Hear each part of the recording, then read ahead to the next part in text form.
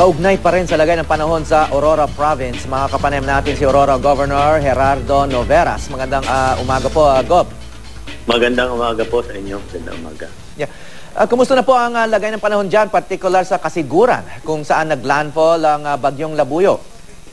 Well, sa Kasiguran po sa ngayon, wala kaming malinaw pong information kasi naputol lahat ang communication lines namin.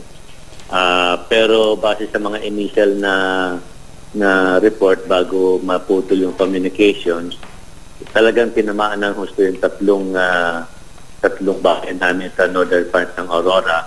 Kasi ang Kasiguran ay nasa gitna ng tatlong bayan ito ng Aurora. Pinakadulo yung Dilasag at yung susunod ay Dinalungan.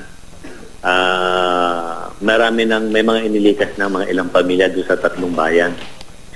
At yung isang covered court doon sa bayan ng Dinalungan ay tinangay yung bubong. Dito naman po sa Central Aurora, sa Baler, ay madilim po ang kalangitan ngayon at kasalukuyan ngayon ay ambon pa lamang.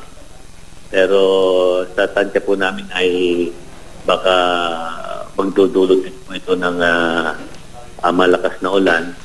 Yung po mga ilog namin dito sa Central Aurora ay bahagya na pong tumataas. Yeah, Governor, lumalakas ba yung hangin at naapektuhan na ba yung supply ng kuryente at komunikasyon, access sa mga lugar? Kanina pong mga bandang alas 2 ng madaling araw ay nawalan na po ng kuryente dito sa Central Aurora. Samantalang po doon sa Kasiguran, sa dalawang bayan, ay kagabi pa lang ay wala na pong silang kuryente. At kaninang madaling araw po, bandang alas 2, ay wala na po kaming communication sa tatlong bayan na yun. Sa kasalukuyan po, ay malakas pa ba ang hangin dyan? Sa ngayon po ay wala na pong hangin at ambon na lamang po ang meron ngayon. Subalit marami pong mga bumagsak na puno sa mga kalsada at mabuti naman po at nagkusa yung mga tao na sila na mismo magtanggal ng mga tanga ng puno para po makadaan ng mga sasakyan. May mga reports na ba kayong natatanggap tungkol sa mga casualties o yung mga ibang communities na kailangan pang ilikas? Sa ngayon po, wala pong kaming natatanggap pang report na mayroon kaming casualty ng bagyo. At iba pong report ay kasalukuyan pa pong nagkakalap ang aming disaster officer at gawa nga po ng mahirap ang komunikasyon. Hindi po namin agad makuha yung mga data.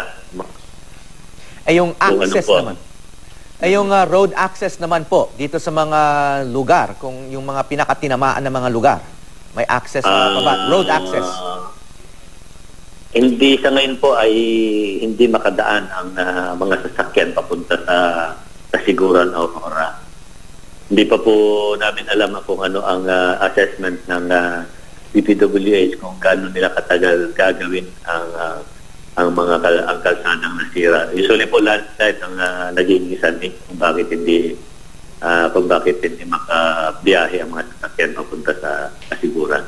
So sa ngayon po, masasabi niyo bang isolated ang Kasiguran o may mga alternative routes naman, yung mga para sa mga truck ng pagkain? Isa lang po ang daan papunta sa Kasiguran.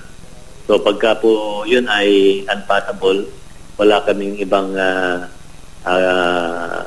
means kundi sa dagat kami magdadala ng mga relief goods.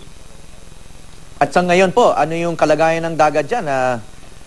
Maalon pa ba? Medyo maalon pa hanggang sa ngayon. So sa ngayon po, walang daan talaga papuntang Kasiguran maging sa dagat?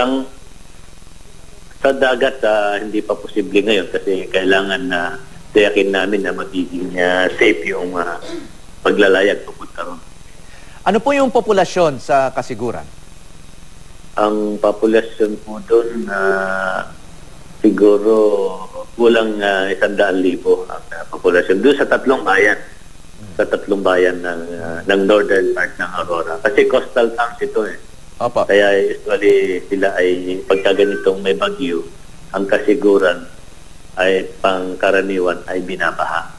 At isa na yun sa pinakamalaking bayan sa Aurora siguro?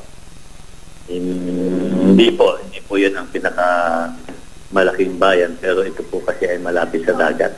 Kaya at ito po kasiguro ay mababang lugar. So ngayon po, habang ginagawa pa yung iisang kalsada papuntang Kasiguran, masasabi na nating isolated siya. Opo, dahil yun lang ang daan papunta sa Kasiguran, yung kasalukuyang ginagawa may. Okay, maraming salamat po, Roro Governor Gerardo Noveras. Maraming salamat po.